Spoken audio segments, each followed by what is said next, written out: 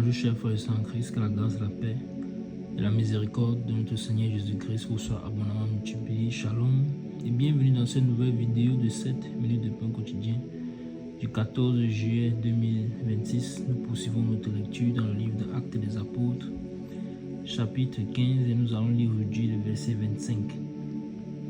Nous avons vu dans la vidéo précédente que les apôtres réunis à Jérusalem ont écrit une lettre qu'ils ont remis à la main des apôtres Paul et Barnabas pour retourner à Antioche afin de la lire et de faire savoir leur réponse aux frères suite à une question qui leur avait été posée. C'est d'ailleurs à la suite de cette question que ce concile à Jérusalem avait été organisé, à savoir, faut-il se faire circoncis pour être sauvé? Faut-il observer la loi, toute la loi de Moïse pour être sauvé? Les apôtres, donc, dans leur message, dans leur lettre que nous avons commencé à lire au verset dans la vidéo précédente, ont fait clairement savoir qu'il n'en est pas question du tout. Car du verset 1 au verset 18 ou 19 de ce chapitre 15, successivement les apôtres Pierre, Paul et Barnabas et Jacques ont pris la parole pour démontrer que, en effet, nous ne devons plus vivre selon la loi pour hériter du salut, mais que tous, juifs comme grecs, c'est-à-dire comme non-juifs, le Seigneur a fait grâce, il a donné le même esprit et qu'il ne fait point exception de personne et qu'il n'est donc pas question de mettre un joug sur le cou des anciens païens qui se convertissent, mais plutôt de les laisser vivre leur foi dans la liberté. Le livre de Galates chapitre 2 nous fait clairement encore savoir que faire cela, imposer un joug sur le cou des bien-aimés, c'est faire quoi? C'est les asservir. C'est les asservir. Et c'est épier la liberté qu'ils ont en Christ. Or, Christ, c'est-à-dire le Saint-Esprit, c'est lui qui veut conduire nos vies. Et ça nous ramène directement au point central de nos échanges, de notre partage, chaque fois que nous le faisons, c'est-à-dire la dépendance au Saint-Esprit. Or, la loi, qu'est-ce que la loi fait? La loi nous ramène dans la servitude, c'est-à-dire dans l'esclavage. Or, elle ne doit point venir épier notre liberté en Christ. Qu'est-ce que ça signifie, cette liberté en Christ? Cette liberté en Christ ne signifie pas que nous devons aller vivre comme nous voulons, vivre n'importe comment.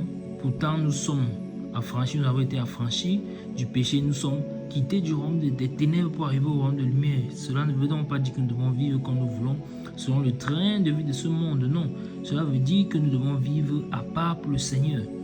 Et donc, la dépendance au Saint-Esprit fait que le Saint-Esprit peut nous instruire de ne pas faire quelque chose, de ne pas manger quelque chose, de ne pas toucher quelque chose, de ne pas porter quelque chose, mais nous ne devons pas ériger cela en loi et en doctrine dans l'assemblée. Pourquoi? Parce que la liberté que nous avons en Christ, c'est la liberté pour que lui maintenant puisse contrôler nos vies, que lui puisse diriger nos vies, que nous puissions le laisser conduire nos vies. C'est ainsi qu'il veut fonctionner avec chacun d'entre nous. Car les faiblesses de l'un ne sont pas les faiblesses de l'autre.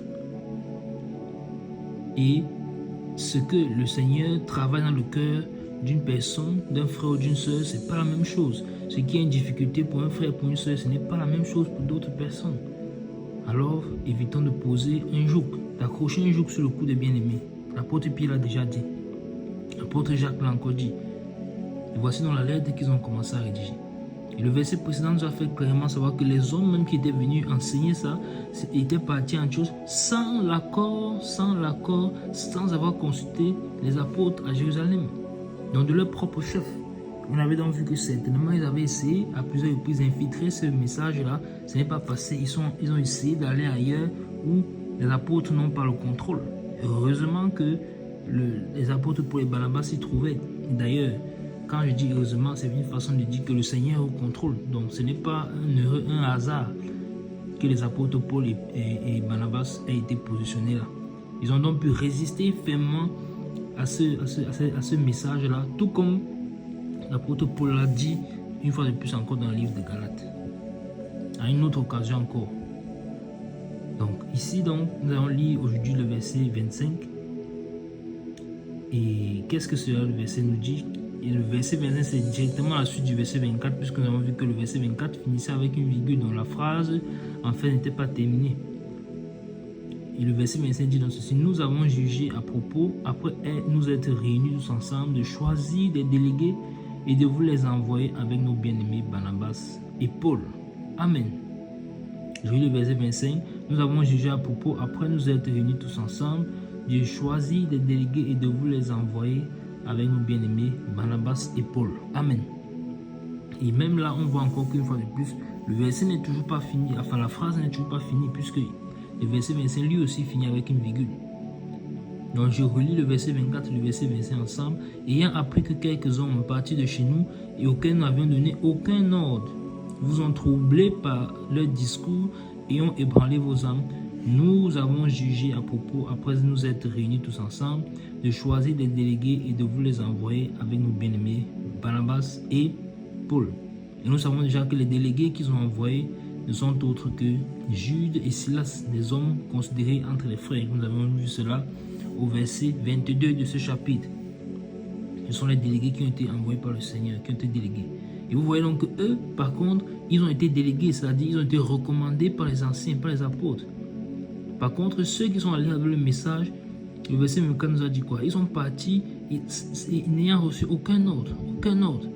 Donc ils ont amené le désordre dans la maison du Seigneur, non seulement du désordre, mais en plus ils ont ébranlé l'âme des bien-aimés, des anciens non convertis. Vous imaginez ce que ça a même pu être comme découragement? Quelqu'un qui était païen, qui vient de donner sa vie au Seigneur, et on vient lui dire qu'il faut qu'il observe la loi de Moïse. Peut-être même le temps que le concile se fasse, le temps que les apôtres discutent de ce sujet, le temps que Paul et Barnabas partent d'Antioche pour aller à Jérusalem, le temps d'arriver là-bas, ça peut peut-être prendre quelques jours. Et le temps que le concile se passe, ça peut encore prendre quelques jours. Le temps qu'ils rentrent à Antioche, après avoir été délégués, renvoyés avec Jude et Silas, ça peut encore prendre quelques jours. Entre-temps, les bien-aimés là-bas, qui sont restés à Antioche, que font-ils? Peut-être parmi ces anciens païens qui s'étaient convertis, certains ont abandonné la foi. On dit, s'il faut observer la loi des Juifs, alors moi je ne peux pas entrer sur la loi. Peut-être certains ont quitté la foi à cause de cela. Et voilà pourquoi le Seigneur dit, il faut qu'il arrive des scandales, mais malheur à celui par qui le scandale arrive. Nous devons faire attention de ne pas mettre un joug sur le cou des bien-aimés. Nous devons toujours, et le verset Galate est clair là-dessus, l'apôtre Paul dit de la même manière là-bas, ils ont résisté fermement à ces personnes qui voulaient les introduire à nouveau dans la loi. Et ceci afin que la vérité de l'évangile puisse être conservée. Donc, en fait, en voulant introduire la loi, on est en train d'altérer la vérité de l'évangile. Cela signifie qu'on serait en train d'introduire le fait que le salut peut être obtenu par les œuvres. Bon, ce n'est pas ça l'évangile. L'évangile, c'est que le salut est gratuit. Le salut, on l'acquiert tout simplement en croyant au Fils de Dieu, Jésus-Christ, qui est venu sur la terre mourir pour que l'homme soit sauvé et ne périsse pas, mais ait la vie éternelle. Donc, quiconque croit en lui. Et donc, je profite par la même occasion pour te demander à toi qui écoutes cette vidéo, est-ce que tu as déjà donné ta vie au Seigneur? Est-ce que tu l'as déjà fait? Si tu n'as pas encore fait, je viens de te dire ce qu'il faut faire.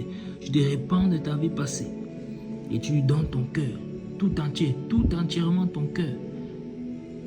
Et tu viens à lui, tu reconnais que le Seigneur Jésus-Christ, le Fils de Dieu venu sur la terre, et tu te répands. Tu viens donc, tu l'acceptes comme Seigneur et Sauveur. Tu crois à son œuvre, à son sacrifice accompli à la croix.